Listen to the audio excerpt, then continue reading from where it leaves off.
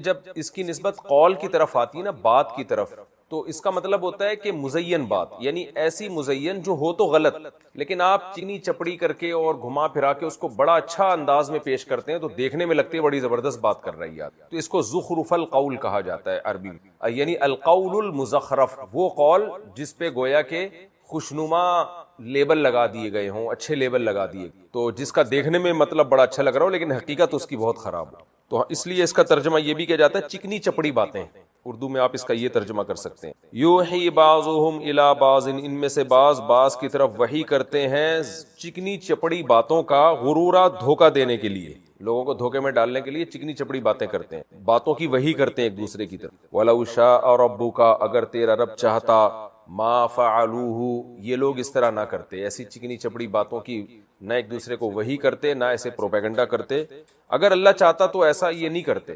فَذَرْهُمْ، پس آپ ان کو اپنے حال پہ چھوڑ دیں، وما، اور ان باتوں کو بھی، یفترون، جو یہ گھڑ رہے ہیں، فریا کئی بار یہ بتا چکا ہوں، جھوٹ گھڑنا، جو جھوٹ یہ گھڑ رہے ہیں ان کو اور ان کو اپنے حال پہ چھوڑ دیں آپ۔ وَلِتَصْغَىٰ، اور اس لیے بھی کہ تَصْغَىٰ، مائل ہو جائیں، صغی یصغیٰ کا معنی بھی مائل ہونا، اور اس لیے بھی تاکہ مائل ہو جائیں، تَصْغَىٰ تَضْرَبُ کی طرح، یضربو یضربانی یضربون تضربو، تو یسغیو یسغیانی یسغیون تصغیو، اس کو پڑھا جاتا ہے تصغا، اور کیونکہ آگے افئدہ آ رہا ہے نا، افئدہ مؤنث ہے، جمع ہے، تو جمع مؤنث ہوتی ہے، اس لیے تصغا مؤنث کا صیغہ استعمال کیا۔ وَلِتَصْغَىٰ إِلَيْهِ، اور تاکہ مائل ہوں، الیہ، ان چکنی چپڑی باتوں کی طرف، کون مائل ہوں؟ افئدۃ الذین لا یؤمنون بالآخرہ، ان لوگوں کے دل مائل ہو جائیں جو آخرت پر ایمان نہیں رکھتے، یعنی ایک دوسرے کو چکنی چپڑی باتیں کرتے ہیں، تاکہ کا مطلب یہ لام عاقبت کے لیے ہے، انجام کے لیے، کئی بار میں یہ اس کو ڈیفائن کر چکا ہوں، ایک لام وہ ہوتا ہے جو ریزن بیان کرنے کے لیے ہوتا ہے، یعنی یہ اس لیے کرتے ہیں تاکہ یہ ہو، تو یہ مطلب نہیں ہے یہاں پہ، بلکہ اس کا مطلب ہے یہ اس لیے کرتے ہیں جس کا انجام یہ ہوتا ہے، تو انجام کیا ہوتا ہے؟ وَلِتَصْغَىٰ إِلَيْهِ، یہ انجام والی میں نے بتایا نا کہ قرآن میں جو سورہ قصص میں ہے کہ فرعون نے موسیٰ کے تابوت کو نکالا، لِيَكُونَ لَهُمْ عَدُوًّا، تاکہ وہ موسیٰ ان کا دشمن بن جائے، حالانکہ فرعون نے اس لیے نہیں نکالا تھا کہ یہ میرے دشمن بنے، لیکن چونکہ انجام یہ ہونا تھا اس لیے قرآن نے بیان کیا لِيَكُونَ لَهُمْ عَدُوًّا، جس کا انجام یہ ہوگا کہ یہ اس کا دشمن بن جائے گا، یعنی موسیٰ علیہ السلام اس کے دشمن بن جائیں گے، تو انجام کو بیان کرنے کے لیے بھی یہ لام استعمال ہوتی ہے۔ وَلِتَصْغَىٰ إِلَيْهِ، اور یہ ایک دوسرے کو وہی اس لیے بھی کرتے ہیں تاکہ ان کی طرف دل مائل ہوں ان لوگوں کے، لا یؤمنون بالآخرہ، جو آخرت پر ایمان نہیں رکھتے، وَلِيَرْضَوْهُ، اور تاکہ یہ آخرت پر ایمان نہ رکھنے والے لوگ یرضوہ، ایسے کلام سے خوش بھی ہو جائیں، وَلِيَقْتَرِفُوا، اور پھر وہی کچھ کرنے لگیں، ما ہم مقترفون، جو وہ لوگ کر رہے ہیں جو پہلے لوگ کر رہے ہیں، جو ان کے بڑے کر رہے ہیں، جو ان کو ایسی باتیں سکھا رہے ہیں وہ کر رہے ہیں۔ اقترف یقترف، اقترافن کا معنی بھی کمانا، کسب کرنا، ارتکاب کرنا کسی چیز کا، تاکہ یہ بھی وہی کچھ ارتکاب کرنا شروع کر دیں جو وہ ارتکاب کر رہے ہیں، یعنی بھی ان کی باتوں میں آ کے وہی کچھ کرنا شروع کر دیں۔ افغیر اللہ، اے نبی آپ ان کو کہہ دیجئے، افغیر اللہ، تو کیا اللہ کے علاوہ ابتغی، میں تلاش کروں، حکمن، کوئی حکم، کوئی فیصلہ کرنے والا، وَهُوَ الَّذِي أَنزَلَ إِلَيْكُمُ الْكِتَابَ، حالانکہ وہ اللہ وہ ذات ہے، میں نے کہا تھا نا واو حال بیان کرنے کے لیے، کنڈیشن بیان کرنے کے لیے آتی ہے بعض دفعہ، تو جب یہ پورے جملے پر داخل ہوتی ہے نا تو یہ پورا حال یعنی کنڈیشن اکثر بیان کر رہی ہوتی ہے یہ واو۔ اب دوبارہ ترجمہ کرتا ہوں، تو کیا میں پیروی کروں، تلاش کروں اللہ کے علاوہ کسی اور کو حکم، یعنی اللہ کے علاوہ کسی اور کو سے میں فیصلہ کرواؤں، اس کو تلاش کروں کہ وہ فیصلہ کرے گا، حالانکہ اللہ نے تم پر کتاب کو نازل کیا ہے مفصلہ، تفصیل کے ساتھ، ایک ایک چیز اس میں ڈیٹیل سے بیان کی ہے۔ والذین آتیناہم الکتاب، اور وہ لوگ جن کو ہم نے کتاب دی ہے، یعلمون، وہ جانتے ہیں، انہ منزل، کہ یہ کتاب نازل کردہ ہے، من ربک، تیرے رب کی طرف سے، بالحق، حق کے ساتھ، فلا تکونن، پس اے مخاطب تو ہرگز نہ ہو جا، من الممترین، شک کرنے والوں میں سے، وتمت کلمۃ ربک، تمت اصل میں تھا تمامت، ضربت کی طرح، اس کا معنی تمام ہونا، کمپلیٹ ہونا، مکمل ہونا، اور مکمل ہے تیرے رب کا کلمہ، یعنی کلمہ سے مراد کلام ہے، اللہ کا کلام یعنی قرآن، اور تیرے رب کا قرآن مکمل ہے، صدقاً، سچائی کے اعتبار سے بھی، وعدلا اور عدل کے اعتبار سے بھی، انصاف کے اعتبار سے بھی. تفسیر میں اس کا مفہوم انشاءاللہ بتاؤں گا. لا مبدل لکلماتہ، کوئی تبدیلی کرنے والا نہیں ہے لکلماتہ، اس کے کلمات کے لیے، یعنی اللہ کا جو کلام ہے نا، اس کلام میں کوئی تبدیلی نہیں کر سکتا. وَهُوَ السَّمِيعُ، اور وہ سننے والا ہے، العلیم اور جاننے والا ہے. وَإِن تُطِعْ، اور اگر تو اطاعت کرے گا، اطاع یطیع اطواع یطر کی طرح، کرم یکرم کی طرح، اگر تو اطاعت کرے گا اکثر من فی الارض، جو لوگ زمین میں رہتے ہیں ان میں سے اکثریت کی، یضلوک، تو یہ تجھے گمراہ کر دیں گے، عن سبیل اللہ، اللہ کے راستے سے. ان یتبعون، یہ نہیں اتباع کرتے، الا الظن، مگر گمان کی، محض گمان کے پیچھے چلتے ہیں. وَإِنْهُمْ، اور نہیں ہے یہ لوگ، الا، مگر دیکھیں ان کے بعد جب الا آتا ہے نا تو ان کا معنی اگر نہیں ہوتا بلکہ نہیں ہوتا ہے. نہیں، ایک تو ہوتا ہے نا ان جو اف کے معنی میں ہے، اگر کے معنی میں ہے، اور ایک ان وہ ہوتا ہے جو نہیں کے معنی میں ہے. وَإِن، جو نہیں کے معنی میں اس کے بعد الا آ رہا ہوتا ہے.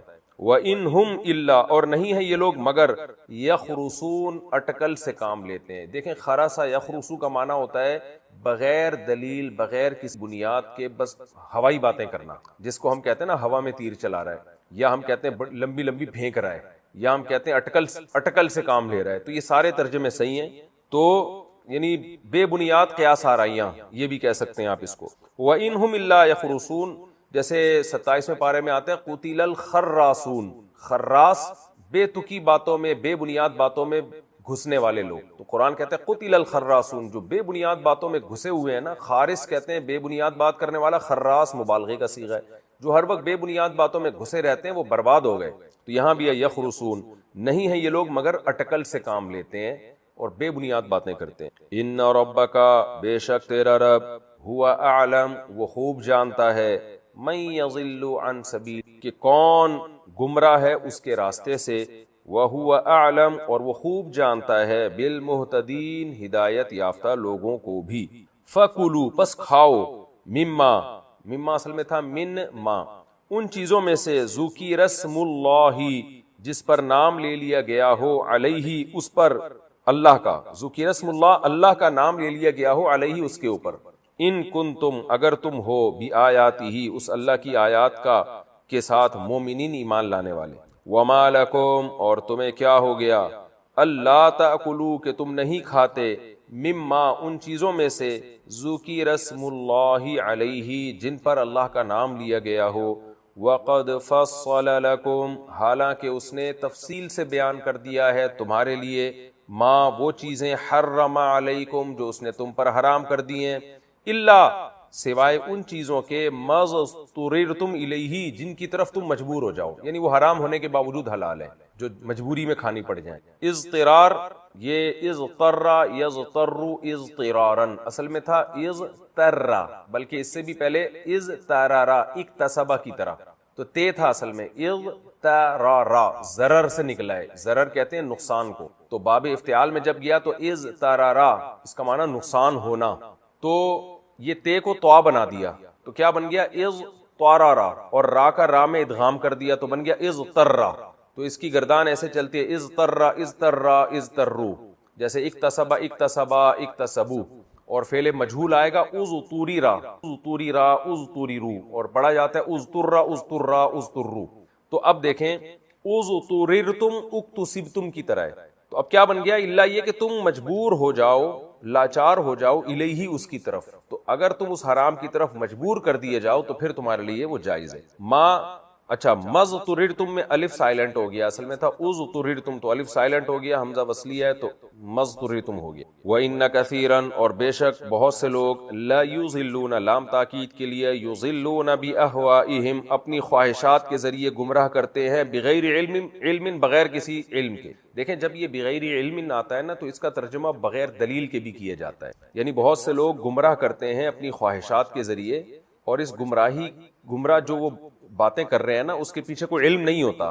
تو ظاہر جب علم نہیں ہوتا تو دلیل نہیں ہوتی، اس لیے بسا اوقات بغیر علم کا ترجمہ بغیر دلیل سے بھی کر دیا جاتا ہے کہ بغیر دلیل کے یہ لوگ گمراہ کر رہے ہیں. ان ربک، بے شک تیرا رب، ہوا اعلم، وہ خوب جانتا ہے، بالمعتدین، حد سے تجاوز کرنے والوں کو. وذرو، اور چھوڑ دو، ذرو کا لفظ کئی بار آ چکا ہے، ذر، ذرو جمع کا صیغہ ہے. وَذَرُوا اور چھوڑ دو ظاہر الاسم ظاہری گناہوں کو بھی، اسم گناہ کو کہتے ہیں، وَبَاطِنَهُ اور گناہ کے باطن کو بھی، یعنی باطنی گناہوں کو بھی چھوڑ دو، چھپے ہوئے گناہوں کو بھی چھوڑ دو۔ ان الذین بے شک وہ لوگ یکسبون الاثم جو گناہ کماتے ہیں، سیجزون سین کا معنی عن قریب، یجزون اصل میں تھا یجزیون، یجزون عن قریب ان کو بدلہ دیا جائے گا، بما ان اعمال کا کانوا یقترفون جو وہ کمایا کرتے تھے، جو اعمال دنیا میں کمائے اس کا عن قریب بدلہ ملنے والا ہے تمہیں۔ ولا تاکلوا اور مت کھاؤ، مما اس جانور میں سے لم یذکر اسم اللہ علیہ جس پر اللہ کا نام نہ لیا جائے، وہ چیز مت کھاؤ جس پر اللہ کا نام نہ لیا جائے۔ وَإِنَّهُ لَفِسْقٌ اور بے شک یہ بہت بڑا فسق ہے، یعنی یہ جس پر اللہ کا نام نہ لیا جائے ایسی چیز کو کھانا بہت بڑا گناہ ہے۔ وَإِنَّ الشَّيَاطِينَ اور بے شک شیاطین لَيُوحُونَ وہ وحی کرتے ہیں اِلَىٰ أَوْلِيَائِهِمْ اپنے دوستوں کی طرف، لِيُجَادِلُوكُمْ تاکہ وہ دوست شیطان کے دوست تم سے مجادلہ کریں، جھگڑا کریں، بحث کریں خامخواہ کی۔ وَإِن اور اگر تم اطعتموہم، اطعتا اکرمتا کی طرح، اصل میں تھا اطوعتا، اطعتم اکرمتم کی طرح، ضربتم کی طرح، اگر تم اطاعت کرو گے ہم ان شیاطین کی، انکم لمشرکون تو بے شک تم بھی ہوگے مشرک، اللہ کے ساتھ شریک کرنے والے کہلاؤ گے۔ یہ تو جی سورہ انعام کا رکوع نمبر 14 اور 8ویں پارے کا پہلا رکوع، اس کا میں نے آپ کے سامنے لفظی ترجمہ مختصر گرامر کے ساتھ پیش کیا۔ اب ہم چلتے ہیں اس کی تفسیر کی طرف۔ وَلَوْ أَنَّنَا نَزَّلْنَا إِلَيْهِمُ الْمَلَائِكَةَ آپ کو پتہ ہے پچھلے رکوع میں اللہ نے اپنی قدرت کے دلائل بیان کیے، انار کی مثالیں دی گئیں کہ کیسے یہ پھل پکتے ہیں اور کیسے حبا متراکبہ دانے ایک دوسرے پہ سوار ہوتے ہیں، تہ بتہ کتنے خوبصورت انداز سے جڑے ہوئے ہوتے ہیں۔ تو اتنی ساری باتیں دیکھ کے بھی ایمان نہ لانا، تو آپ یہ نہ سمجھیں کہ اللہ نے جو قدرت کے دلائل پیدا کیے ہیں وہ دلائل ناقص ہیں، کیونکہ ایک شخص کہہ سکتا ہے نا کہ یار اگر یہ اتنے زبردست دلائل ہیں اس کائنات میں اللہ کے وجود کے، اللہ کی توحید کے، تو سارے انسان ہدایت کیوں نہیں لے آتے پھر؟ تو یا تو سارے انسان غلط ہیں یا یہ دلائل نہیں ہیں، یہ معاذ اللہ قرآن غلط کہہ رہا ہے۔ تو قرآن اس اشکال کا جواب دے رہا ہے کہ انار، انگور اور حبا متراکبہ اور اس کے علاوہ بھی جو ہم نے دلائل دی ہیں کہ انسانوں کی ذات میں، زمین آسمان میں، یہ دلائل برحق ہیں، قصور انسانوں کا ہے۔ انسانوں میں بہت سے ایسے ہٹ دھرم لوگ موجود ہیں کہ یہ تو کچھ بھی نہیں ہے، اگر ہم ان سے بھی بڑے دلائل ان کے سامنے لا کے کھڑا کر دیں۔ وہ دلائل کیا ہیں کہ لو اننا نزلنا الیہم الملائکہ، کہ جن فرشتوں کے وجود کا نبی دعویٰ کر رہے ہیں نا کہ فرشتے بھی ہوتے ہیں اور قیامت کے دن مردے بھی زندہ ہوں گے، نبی صلی اللہ علیہ وسلم جو دعوے کر رہے ہیں نا یہ سب غیب کی خبریں ہیں۔ تو اگر یہ غیب کی خبریں ان کو دکھا بھی دی جائیں تو بھی یہ ایمان نہیں لے کر آئیں گے۔ یعنی اس کی مثال ایسے ہے جیسے ایک شخص نے عدالت میں کیس کیا، زید نے بکر کے خلاف کیس کیا کہ جی بکر نے مجھ سے 1 لاکھ روپے لیے، عدالت کہے گی زید سے گواہ لے کر آؤ، زید 2 کے بجائے 6 گواہ لے آیا، جب 6 گواہ لے کر آیا ہے تو بکر کہہ رہا ہے نہیں یہ جھوٹے گواہ ہیں، میں نہیں مانتا ان کو۔ تو عدالت کہے گی بھائی اتنے سارے گواہ پیش کر دیے، آپ کیوں نہیں مان رہے؟ تو زید نے کیا کیا؟ زید نے کہا عدالت سے کہ جج صاحب یہ جو بکر ہے نا یہ ہے ہی ضدی اور ہٹ دھرم، اس کے ہٹ دھرم ہونے کی دلیل یہ ہے۔ اچھا جج کو نا شک و شبہ شروع ہو گیا کہ یار بکر اتنے کانفیڈنس کے ساتھ 2 گواہوں کے بجائے 6 گواہوں کا انکار کر رہا ہے، تو ایسا تو نہیں ہے کہ واقعی یہ 6 گواہ جھوٹے ہوں؟ تو ایسے موقع پہ زید ایک بات پیش کرتا ہے کہ جج صاحب میں اگر ریکارڈنگ دکھا دوں نا آپ کو کہ بکر مجھ سے پیسے مانگ رہا ہے اور میں اس کو 1 لاکھ روپے دے رہا ہوں، ویڈیو ریکارڈنگ دکھا دوں تو آپ کو یقین آئے گا نا؟ جج کہے گا بالکل یقین آئے گا، یہ تو ایسے گویا تم نے میرے سامنے اس کو دیے ہیں۔ لیکن زید ایسے موقع پہ کہتا ہے کہ آپ کو تو یقین آ جائے گا لیکن میں دعوے سے کہتا ہوں بکر پھر بھی نہیں مانے گا، وہ کہے گا یہ ریکارڈنگ غلط ہے، حالانکہ اس میں ایڈیٹنگ کا کوئی ذرہ برابر بھی ماہرین نے بتا دیا کہ اس میں کوئی ایڈیٹنگ نہیں ہوئی، یہ بالکل اوریجنل ویڈیو ہے۔ تو ایسے موقع پہ کیا کہا جائے گا؟ جج کہے گا بھائی یہ بکر ہے ہی ضدی اور ہٹ دھرم، کیونکہ زید نے تو نہ صرف یہ کہ گواہ پیش کیے بلکہ زید نے دعویٰ یہ کیا تھا کہ بکر نے مجھ سے پیسے لیے، یہ دعویٰ عین اپنی آنکھوں سے دکھا دیا جج کو، تو بھی بکر انکار کر رہا ہے کہ نہیں جی یہ غلط دعویٰ ہے۔ تو قرآن بھی یہ کہہ رہا ہے کہ نبی صلی اللہ علیہ وسلم نے دعویٰ کیا کہ فرشتے برحق ہیں جو آسمانوں سے زمین پہ آتے ہیں، اس کائنات کا نظام اللہ نے ان کے حوالے کیا ہوا ہے۔ نمبر 2، موت کے بعد دوبارہ زندگی ہے۔ تو یہ جو ساری غیب کی باتیں ہیں، اسی طرح جنت ہے، جہنم ہے، ان دعووں پر قرآن نے دلیل کیا دی ہے؟ اللہ کے برحق ہونے کی، اللہ کے وجود۔ دلیل کیا دی ہے؟ انار، انگور، یہ جو کائنات میں قدرت کی چیزیں ہیں. تو قرآن یہ کہہ رہا ہے جو دعووں پر ہم نے دلائل دیے ہیں نا، اس کے دکھانے سے یہ لوگ ایمان نہیں لے کر آ رہے. تو اس کا مطلب یہ نہیں کہ دلیل کمزور ہے، بلکہ وہ دعوے ہی ہم ان کو اپنی آنکھوں سے دکھا دیں نا، یعنی جنت جہنم فرشتے بھی دکھا دیں تو بھی یہ ایمان نہیں لے کر آئیں گے. تو ایک آدمی اتنا ضدی اور اتنا ہٹ دھرم ہو کہ عین وہ منظر اس کو دکھا دیا جائے جس پر دلیل دی جا رہی ہے، تو وہ منظر دیکھ کے ایمان نہیں لے کر آ رہا، تو دلیل دیکھ کے کہاں سے ایمان لے کر آئے گا. یعنی اس کو اور میں آسان مثال سے سمجھاتا ہوں. ایک شخص سے میں نے کہا کہ بھئی سورج نکلا ہوا ہے، وہ کہتے ہیں میں نہیں مانتا کہ سورج نکلا ہوا ہے. میں کہتا ہوں یار یہ کھڑکی ہٹاؤ، دیکھو دھوپ نظر آ رہی ہے نا، نیچے دیکھو دھوپ نظر آ رہی ہے، یہ دھوپ اس کی علامت ہے کہ اوپر سورج ہے. وہ کہہ رہا ہے نہیں یہ دھوپ اس کی علامت نہیں ہے، یہ تو ویسے ہی کوئی روشنی ہو رہی ہے جس کی وجہ سے ہمیں ایسا لگ رہا ہے. تو ایسے موقع پہ میں کیا کہوں گا کہ یار یہ ایسا بدبخت ہے نا کہ اس کو میں سورج لے جا کے اپنی آنکھوں سے دکھا دوں نا، کہ چل دھوپ دیکھ کر سورج کے وجود پر یقین نہ کر بلکہ سورج دیکھ کے سورج کو مان لے. تو یہ اس وقت بھی کہے گا کہ یہ میری آنکھوں کو دھوکا ہو رہا ہے، جادو ہو رہا ہے، یہ سورج ہے ہی نہیں یہاں پہ، یہ اس نے میری آنکھوں پہ جادو کیا. تو قرآن بھی یہاں یہ انداز اختیار کرتا ہے کہ نبی صلی اللہ علیہ وسلم غیب کی جن باتوں پہ دلائل پیش کر رہے ہیں، ان دلائل سے ان غیب پر ایمان لانا تو دور کی بات، یہ غیب کی ان چیزوں کو اپنی آنکھوں سے دیکھ لیں تو بھی ایمان نہیں لے کر آئیں گے یہ جو ان میں ضدی اور ہٹ دھرم لوگ ہیں. اس کا قرآن یہاں ذکر کر رہا ہے. وَلَوْ أَنَّنَا نَزَّلْنَا إِلَيْهِمُ الْمَلَائِكَةَ، اگر ہم نازل کرتے ان کی طرف فرشتوں کو، یعنی فرشتے بھی ان کو دکھا دیتے، جبریل آتے ہوئے ان کو نظر آتے. وَكَلَّمَهُمُ الْمَوْتَى، مردے اٹھ کے ان سے باتیں شروع کر دیتے اور پتہ چل جاتا کہ مردے بھی زندہ ہو سکتے ہیں. وَحَشَرْنَا عَلَيْهِمْ كُلَّ شَيْءٍ قُبُلًا، اور ہم ان کے سامنے ہر چیز لے آتے، یعنی وہ تمام غیب میں چھپی ہوئی چیزیں جن کا نبی صلی اللہ علیہ وسلم دعویٰ کر رہے ہیں، پل صراط دکھا دیتے، جنت دکھا دیتے، جہنم دکھا دیتے، وہ سب چیزیں ان کے سامنے لے آتے. ما كانوا ليؤمنوا، تو پھر بھی یہ لوگ ایمان لانے والے نہیں تھے. الا ان یشاء اللہ، ہاں اگر اللہ کسی کو زبردستی ہدایت دینا چاہے تو پھر تو اللہ کے اختیار میں ہے، یا کسی میں اللہ انابت دیکھے کہ یہ چاہتا ہے سیدھے راستے کو فالو کرنا تو وہ تو غیب دیکھ کے بھی ایمان لائے گا اور دلائل دیکھ کے بھی ایمان لائے گا. وَلَٰكِنَّ أَكْثَرَهُمْ يَجْهَلُونَ، لیکن کچھ لوگ تو ایسے ہو سکتے ہیں لیکن اکثر ان میں جہالت کی باتیں کر رہے ہیں. وہ باتیں یہی ہیں کہ نہ ماننے کی قسم کھا لینا. تو اس لیے ان پہ انگور انار کی مثالوں کا ان میں جو ہٹ دھرم لوگ ہیں ان پر کوئی اثر نہیں ہوگا. وَكَذَٰلِكَ، اب آگے نبی کو تسلی دی جا رہی ہے کہ ایسے ضدی لوگ ہیں کہ یہ جنت جہنم دیکھ لیں تو بھی ایمان نہیں لے کر آئیں گے. تو نبی صلی اللہ علیہ وسلم پریشان ہوتے تھے تو اللہ آپ کو تسلی دے رہے ہیں. وَكَذَٰلِكَ، دیکھیں اس طرح سے ہم نے، یعنی اس طرح سے، یعنی ایسے لوگ بھی معاشرے میں رہیں گے. اس طرح ہم نے جعلنا لکل نبی عدوا، ہر نبی کے لیے دشمن پیدا کیے. یعنی اے محمد صلی اللہ علیہ وسلم یہ اکیلے آپ کے ساتھ نہیں ہو رہا، یہ تو ہر حق کی دعوت دینے والے کے ساتھ یہی سلوک ہوتا ہے. آپ اکیلے نہیں ہیں، تمام پیغمبروں کے ساتھ ایسا ہوا ہے. تو ہم نے ہر پیغمبر کے لیے دشمن بھی پیدا کیے ہیں. وہ دشمن شیاطین الانس والجن، انسانوں کے شیطان بھی ہوتے ہیں اور جنات کے شیطان بھی ہوتے ہیں. جنات میں تو شیطان ہوتے ہی ہیں بہرحال. انسانوں میں بھی جو سرکش لوگ ہیں نا، جو بڑے بڑے لوگ ہیں جن کو ماتحت فالو کرتے ہیں، ان کو اللہ شیطان سے تعبیر کر رہا ہے، کیونکہ شیطان کا کام ہے لوگوں کا قائد بن کے، لیڈر بن کے ان کو غلط رخ پہ ڈالنا. شیطان خود غلط راستے پہ نہیں چلتا، صرف وہ دوسروں کو بھی چلاتا ہے. انسانوں میں بھی دو طبقات ہیں. ایک اوپر کا طبقہ ہے جس کے پاس بولنے کی طاقت ہے، جس کے پاس نالج ہے، وہ لوگوں کو غلط گائیڈ کرتا ہے، تو ان کو اللہ نے شیطان کہا. اور کچھ وہ ہوتے ہیں جن کا اگلی آیات میں ذکر ہے کہ جو ان کی باتوں سے متاثر ہو کر ان کو فالو کرنا شروع کر دیتے. تو یہاں بڑے شیطانوں کا تذکرہ ہے. فرمایا کہ اس طرح ہم نے ہر نبی کے لیے دشمن پیدا کیے، انسانوں میں بھی اور جنات میں بھی.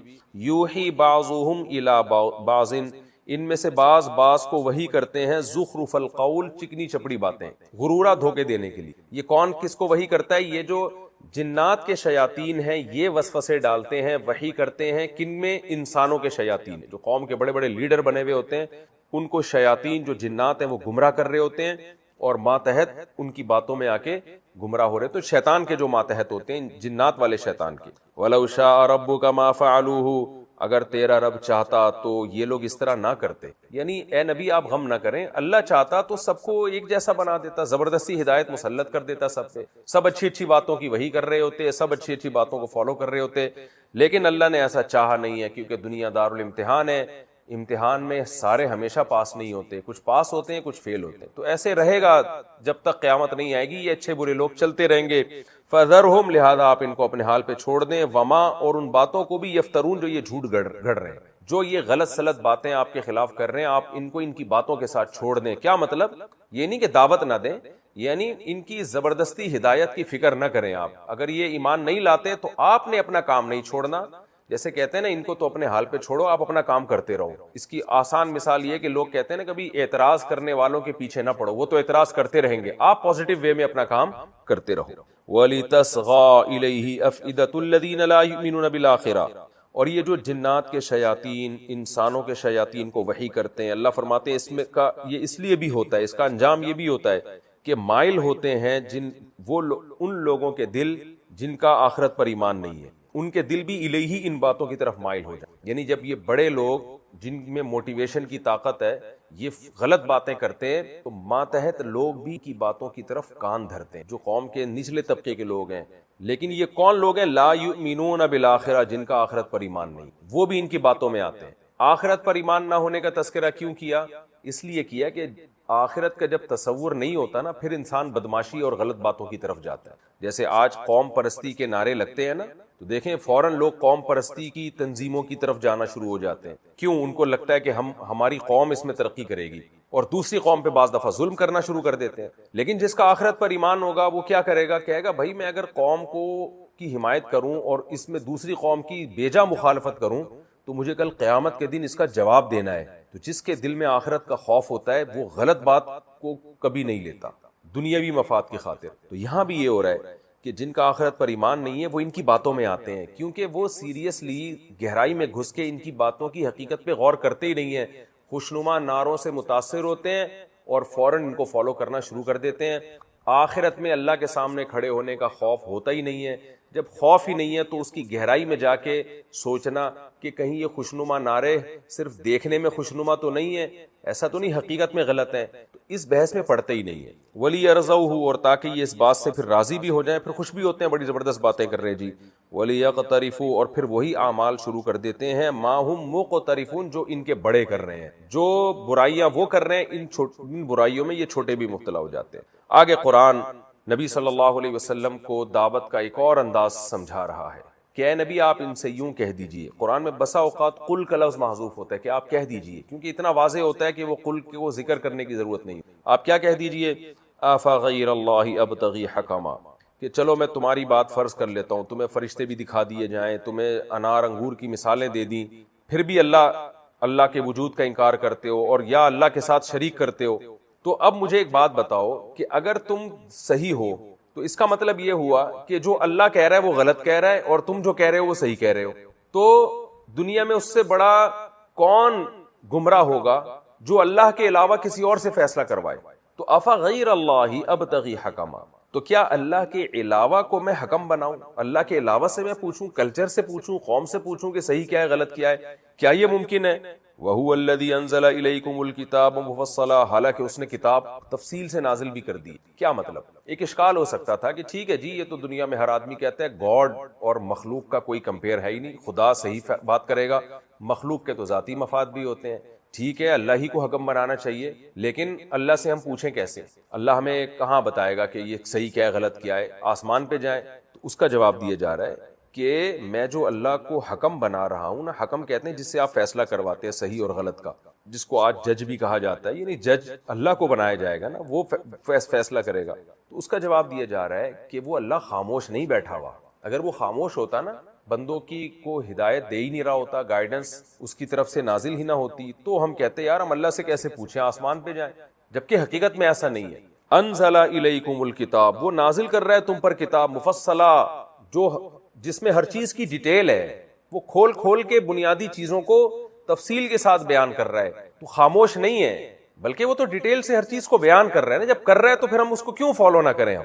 اب اس پر ایک سوال ہو سکتا تھا کہ یہ تو اے محمد صلی اللہ علیہ وسلم آپ نے دعویٰ کیا ہے نا کہ اللہ ہر چیز کو کھول کے بیان کر رہا ہے, آپ ہی پر تو وہ قرآن نازل ہو رہا ہے, آپ ہی کہہ رہے ہیں کہ یہ اللہ کی کتاب ہے, اس کی کیا دلیل ہے کہ یہ برحق کتاب ہے؟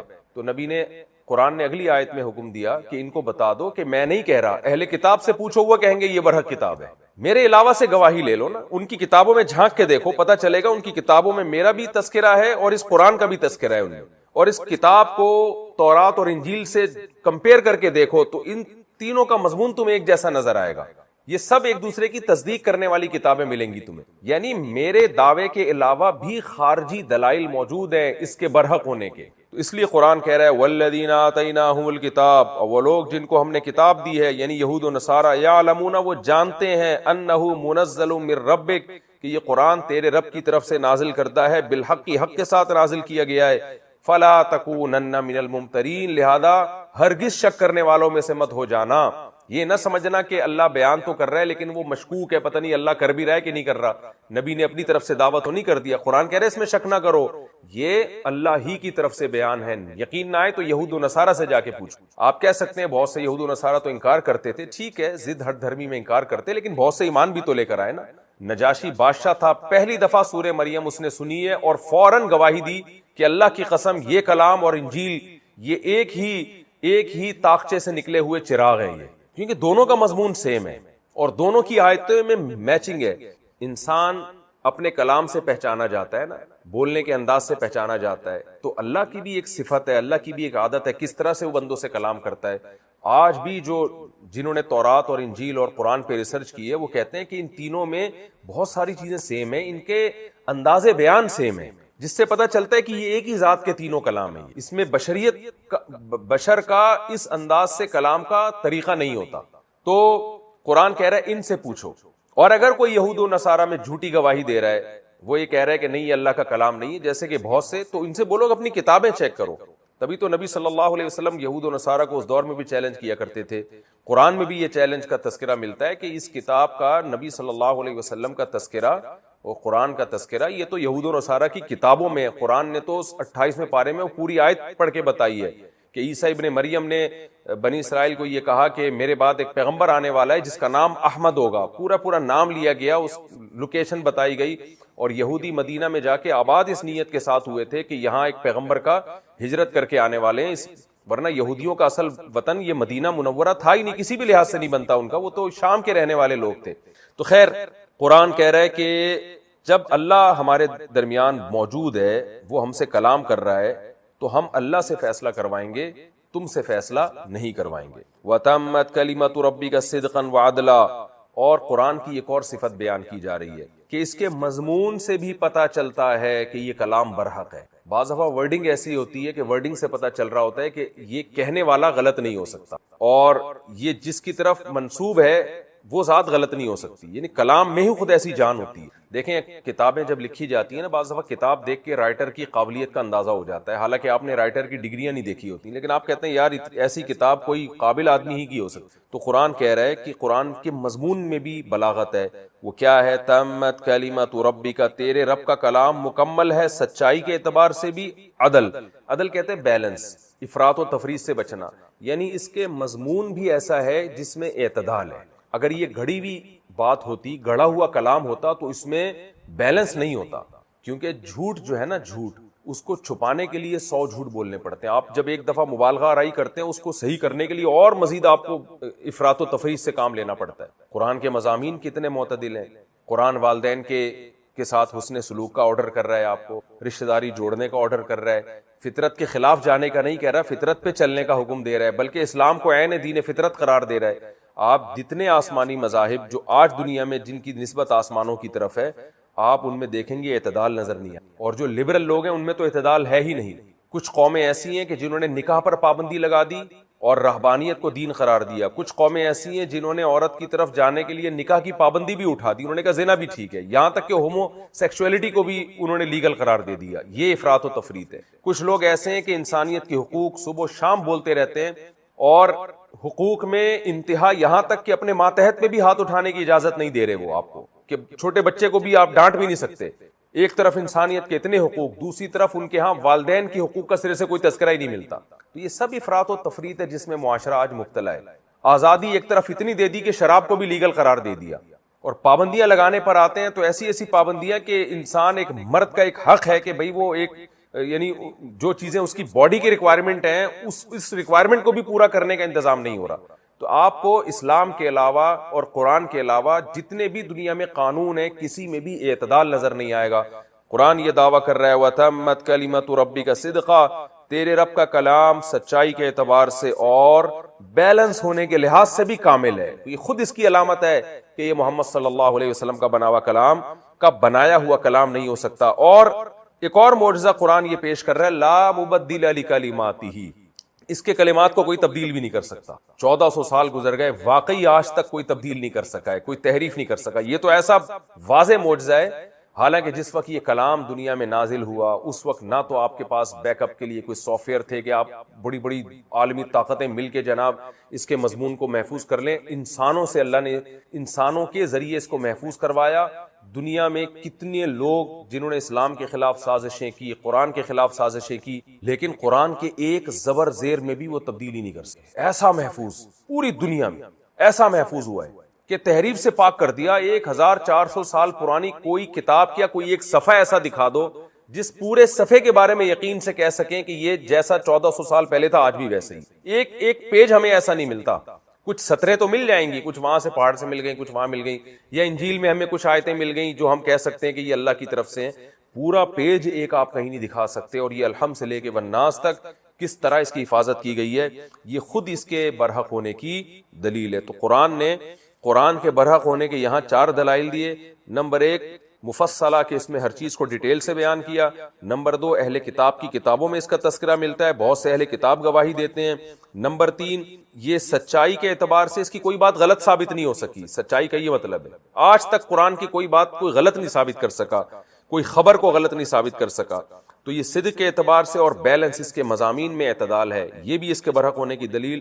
اور ایک دلیل یہ کہ اس میں تبدیلی ممکن نہیں ہے. 1400 سال ہو گئے اس کی حفاظت اور قیامت تک محفوظ رہے گا. یہ وَهُوَ السَّمِيعُ الْعَلِيمُ, وہ اللہ سننے والا بھی ہے اور جاننے والا بھی ہے. تو جو اللہ سننے والا اور جاننے والا ہو اسی سے فیصلہ کرایا جا سکتا ہے. انسان بہت سے ان کے علم ناقص ہوتا ہے, بہت سے پوری بات سن نہیں سکتے, وہ ان کی وسائل نہیں ہوتے, تو ان کو کیوں فیصلہ بناؤ گے آپ؟ وہ تو بہت جگہ غلطیاں کر سکتے. تو حقیقت میں آپ نے صحیح اور غلط کا فیصلہ اللہ سے کروانا ہے. وہ جو کہہ دے کہ غلط ہے اس کو غلط ماننا ہے, جس کو وہ صحیح کہہ دے اس کو صحیح ماننا ہے. اب ایک اشکال کا قرآن جواب دے رہا ہے کہ بھئی یہ اتنی واضح بات ہے 2 اور 2 4 کی طرح ہے اللہ, تو یہ تو ساری دنیا کو سمجھ میں آنی چاہیے. تو دنیا تو آج بھی دنیا میں غیر مسلموں کی اکثریت ہے. نبی صلی اللہ علیہ وسلم کے دور میں تو بہت زیادہ غیر مسلم زیادہ تھے. تو قرآن کہہ رہا ہے وَإِن تُطِعْ أَكْثَرَ مَن فِي الْأَرْضِ, زمین میں اگر تم اکثریت کی اتباع کرو گے, يُضِلُّوكَ عَن سَبِيلِ اللَّهِ, یہ تمہیں اللہ کے راستے سے گمراہ کر دیں گے. تو اکثریت کو فالو نہیں کیا جائے گا. ہاں اس وقت فالو کیا جائے گا اکثریت کو جب اکثریت کوئی قول کی بنیاد کسی دلیل پہ رکھے. یہ خوب سمجھ لیں, اس آیت کا غلط مفہوم بھی پیش کیا جاتا ہے. بعض لوگ کیا کہتے ہیں کہ جب ان سے کہا جائے نا کہ شریعت میں یہ مسئلہ اس طرح ہے, تو دیکھو پوری امت کہہ رہی ہے ایسا مسئلہ ہے اور آپ ایک نئی رائے لے کر آئے ہو, تو فوراً یہ آیت پڑھ دیتے ہیں کہ تم اکثریت کی اتباع کرو گے تو وہ تمہیں گمراہ کر دیں گے. تو یہ اس موقع کے لیے آیت نہیں ہے, یہ اس لیے کہ یہ غیر مسلموں کے بارے میں ہے. مسلمانوں کے بارے میں قرآن و سنت میں واضح طور پر ہے کہ مسلمان گمراہیت پہ جمع نہیں ہو سکتے. اس امت کے علماء صلحاء گمراہ غلط بات پہ جمع نہیں ہو سکتے, بلکہ یہاں تک علماء نے لکھا ہے کہ امت کی اکثریت, جو امت کے محقق علماء ہیں, ان کی اکثریت اگر ایک طرف ہو اور کچھ لوگ دوسری طرف ہوں تو عوام پر لازم ہے کہ وہ اکثریت کو فالو کرے. اس لیے کہ وہاں اکثریت کسی دلیل کی بیس پر اکثریت بنی ہے, اور جو اقلیت میں گئے ہیں ان کی دلیل کمزور تھی اس لیے وہ مینورٹی میں چلے گئے. تو بہت سے مسائل ایسے ہیں جن میں جمہور ایک طرف ہوتے ہیں اور ایک آدھ علماء کا تفرق, جیسے 3 طلاق کے مسئلے میں امام ابن تیمیہ رحمہ اللہ بہت بڑے عالم ہیں, پوری امت سے کے خلاف انہوں نے فتویٰ دیا کہ ایک ہوتی ہے. تو یہاں آپ نے اکثریت کو فالو کرنا ہے, اس لیے کہ اکثریت میں ان سے بڑے بڑے محققین ابن تیمیہ سے, جن میں 4 امام ہیں, ابو حنیفہ, مالک, شافعی, احمد بن حنبل, پھر سارے صحابہ, تو یہ تمام لوگوں کی اکثریت ایک طرف ہے, سارے صحابہ بھی. اور ابن تیمیہ رحمہ اللہ انتہائی احترام کے باوجود, پرہیزگار ہونے کے باوجود, وہ ایک الگ رائے رکھتے ہیں. تو اس میں عوام نے اکثریت کو فالو کرنا ہے. ایسے موقع پہ یہ آیت پیش کر دی کہ اکثریت جو ہے نا, قرآن کہہ رہے اکثریت کی اتباع مت کرو, تو اکثریت سے مراد اوور آل دنیا مراد ہے, اور وہ اکثریت جو نبی کے دور میں تھی. تو ورنہ علماء کی اکثریت اگر کسی طرف ہے تو پھر عوام کو چاہیے کہ اسی کو فالو کرے. اس لیے کہ قرآن اکثریت کے ساتھ یہ لفظ لگا رہا ہے ان یتبعون الا الظن, کی یہ جو اکثریت ہے نا, یہ سوائے گمان کے کسی چیز کی اتباع نہیں کرتی, اور یہ اٹکل سے کام لیتے ہیں. جبکہ اس امت کے علماء صلحاء کی اکثریت گمان سے نہیں بلکہ دلیل کی بیس پہ کوئی رائے رکھتی ہے. دلیل مضبوط ہوتی ہے تو اس لیے اکثریت اس دلیل کے پیچھے چلی جاتی ہے. تو اس لیے یہ آیتیں ایسے موقع پہ فٹ کرنا ٹھیک نہیں ہے. تو یہ ان لوگوں کے بارے میں جو نبی صلی اللہ علیہ وسلم کے دور میں اکثریت میں تھے اور جو کافر تھے, غیر مسلم تھے. مسلم مراد نہیں ہے اس سے, کیونکہ مسلم کے بارے میں تو عبداللہ بن مسعود کا قول ہے ما رآہ المسلمون حسنا فہو عند اللہ حسن, جس کو مسلمان اچھا سمجھے وہ اللہ کی نظر میں بھی اچھی ہوتی ہے. اس لیے اس امت میں جو نئے نئے خودرو پودے پیدا ہو رہے ہیں نا, ایسی رائے لے کر آتے ہیں کہ پوری امت ایک طرف اور وہ ایک نئی رائے لے کر آ جاتے ہیں. تو علماء جب کہتے ہیں یہ تو آپ نے ایک نئی رائے گھڑی ہے تو کہتے ہیں اکثریت کو اتباع مت کرو, تو وہ یہ آیتیں پیش کرنا شروع کر دیتے ہیں. تو یہ آیت کی غلط تفسیر پیش کر رہے ہوتے ہیں. تو نبی کے دور میں جو غیر مسلم تھے وہ مراد ہیں. اور نبی کے دور کی میں شرط اس لیے لگا رہا ہوں کہ حدیث سے یہ بات ثابت ہے کہ عیسیٰ علیہ السلام جب قرب قیامت میں نازل ہوں گے تو پھر اکثریت اسلام قبول کر چکی ہوگی, بلکہ پوری دنیا میں اسلام پھیل چکا ہوگا. ایک شخص بھی زمین پہ کافر نہیں ہوگا. اس وقت تو اکثریت کیا پوری دنیا مسلم ہوگی, برحق ہوگی. اس وقت ہم یہ نہیں کہیں گے اکثریت کو فالو نہ کرو, بلکہ اس وقت تو کہا جائے گا اکثریت کو فالو کرو, کیونکہ حدیث سے ثابت ہے کہ عیسیٰ ابن مریم کے دور میں, حضرت عیسیٰ علیہ السلام کے دور میں اکثریت جو ہے وہ مسلمان ہو چکی ہوگی, بلکہ سب لوگ ہدایت پر ہوں گے. تو اس وقت تو میجورٹی سیدھے راستے پر ہوگی. اور ایک اہم بات یہاں یہ بھی ہے کہ یہ جو قرآن کہہ رہے ہیں ان یتبعون الا الظن, کہ یہ لوگ گمان کی اتباع کرتے ہیں, تو گمان کی بھی 3 قسمیں ہیں. کیونکہ کہیں قرآن میں گمان کو فالو کرنے کا حکم دیا جا رہا ہے, کہیں گمان کے پیچھے چلنے سے روکا جا رہا ہے. تو گمان کی بھی 3 قسمیں ہیں. وقت چونکہ ہمارا مکمل ہو گیا ہے تو انشاءاللہ میں اگلے ایپیسوڈ میں اس آیت کی تفسیر کروں گا کہ لفظ ظن سے بھی بہت سے لوگ گمراہ کرتے ہیں.